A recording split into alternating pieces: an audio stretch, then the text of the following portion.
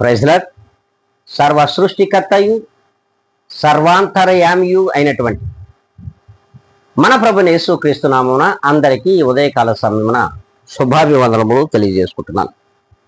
ఈ దినమున ప్రత్యేకమైన వాగ్దానము చేత మనలందరినీ కూడా దేవుడు నడిపిస్తున్నారు. అటు వాగ్దానమును మనము చదువుకుందాం. 73వ కీర్తన 1వ లేఖనాన్ని మనము చూచినట్లయితే, శుద్ధ హృదయాల ఎడల నిశ్చయముగా దేవుడు దయాళుడై ఉన్నాడు. అవును, శుద్ధ హృదయము కలిగిన వారెవరు?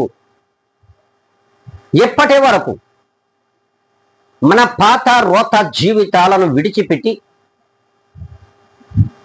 దేవుని యొక్క మంచి మాటలకును ఆయన వాక్యములకు లోబడి ఎట్టి మరి కపటము గాని నటన గాని అసూయ ద్వేషములు కానీ లేనటువంటి హృదయముతో మనము ఈ లోకములో జీవించుచు దేవుని ధ్యానించుచున్న ఎడల ఇట్టి వారు శుద్ధ హృదయము కలిగిన వారు.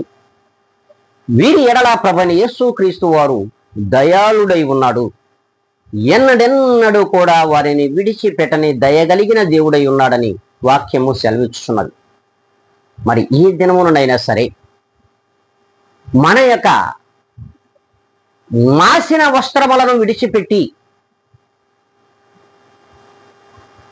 మన యొక్క నూతనమైన వస్త్రములను ధరించుకొని ప్రభువునందు మనము పరిశుద్ధులుగా జీవించడమే దేవునికి ఇష్టము.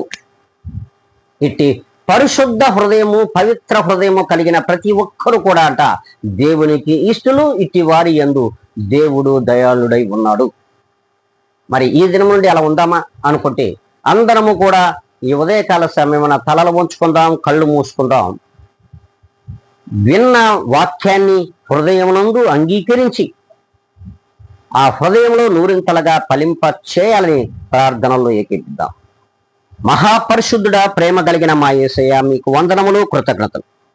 ఇదిగోనైనా వీక్షించుచున్న ప్రతి ఒక్కరికి నాయన వినగలిగిన చెవులను, గ్రహించగలిగిన హృదయమును నీవు ఇచ్చి ఉన్నావని మేము నమ్ముతూ ఈ వాగ్దానమును ప్రతి ఒక్కరిలో ఫలింప చేయమని ప్రభువైన యేసుక్రీస్తు యొక్క గొప్ప ఘనమైనటువంటి నామములో నన్ను నేను అతి మిక్కిలిగా తగ్గించుకొని అడిగి వేడుకొని ప్రార్థిస్తున్నాను మా తండ్రి.